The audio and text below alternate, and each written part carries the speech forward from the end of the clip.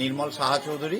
আচ্ছা আমি এই শ্বেতকালী শ্রী শ্রী রাজবল্লী মাতা মন্দিরের পূজারী বংশের ছেলে, আচ্ছা পুরোহিত বংশের ছেলে। আমাদের বছরে 110 দিন পালা থাকে। আচ্ছা আমরা পালাদার এবং আমরা মন্দিরের নিত্য পুজো এবং ভোগের ব্যবস্থা করে থাকি। মায়ের পুজো প্রত্যেক দিন সকাল 10টা থেকে 9:30 থেকে শুরু হয় এবং বিকালের দিকে সন্ধ্যার দিকে শীতল আরতি হয় এবং এখানে অন্নভোগের ব্যবস্থা আছে। প্রত্যেক দিন 600, 700, 800, 1000 পর্যন্ত লোক এখানে অন্ন সেবা নেন। তার জন্য মাথাপিছু 30 টাকা করে নেওয়া হয়। এইভাবে মায়ের পূজা অর্চনা চলে আসছে মুঘল সাম্রাজ্য, পাঠান সাম্রাজ্যের সময় থেকে।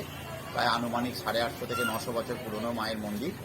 মা এখানে শ্বেতকালী শ্রী শ্রী রাজরাজেশ্বরী রাজবল্লভী নামে পূজিত হন। পায়ের তলায় দুটো মহাদেব আছে, একজনের বুকে পা দিয়ে আছে, একজনের মাথায় পা দিয়ে আছে। একজনের নাম কালো ভৈরব, একজনের নাম বিরূপাক্ষ। তো মা দ্বিভুজা দু হাতে দাঁড়িয়ে আছে, মহাদেবের বুকে মাথায় পা দিয়ে।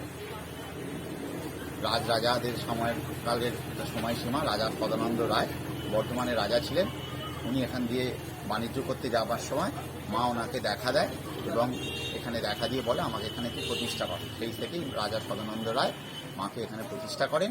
সেই সময় থেকে আমাদের 3টে বংশধরকে এখানে প্রতিষ্ঠিত বা স্থাপন করে যান রাজা সাহা চৌধুরী, পালদী এবং বন্দ্যোপাধ্যায়। আমরা মায়ের পূজারী এবং মায়ের নিত্য ভোগ এবং পুজো অর্চনার ব্যবস্থা করে আসছি।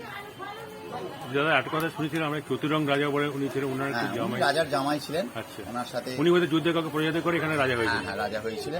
ওনার সাথে ওই রানী রায়বাগিনীর সাথে ওনার একটা হয়েছিল। সেই থেকে রানী রায়বাগিনীর সাথে ওনার বিবাহ হয় এবং ওনার দাবি করেছিলেন যে এক খড়গে এক আঘাতে যদি এক মহিষ বলি করতে পারে তো আমি ওনাকে বিয়ে করব। রানী রায়বাগিনী তো এক খড়গে এক আঘাতে এখানে মহিষ বলি করেছিল। সেই থেকে রাজা যে জামাই হিসাবে রাজা ওনাকে মেনে নেয়। যে এই থেকে এখানে মহিষ বলি প্রথা চালু হয়ে আসছে।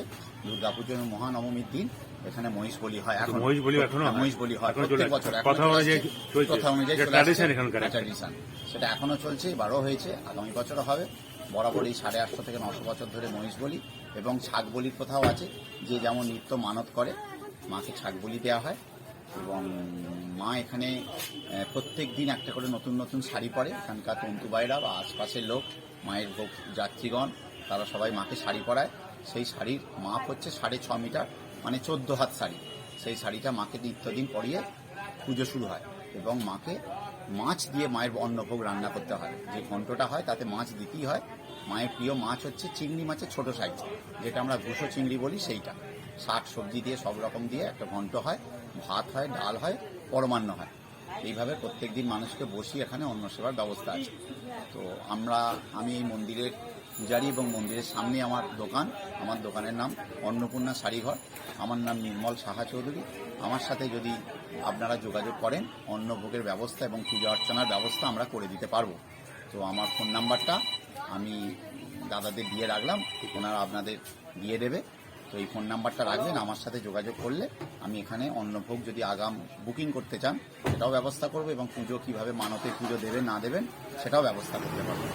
এই বলে আপনাদের কাছে আমার নমস্কার। ধন্যবাদ।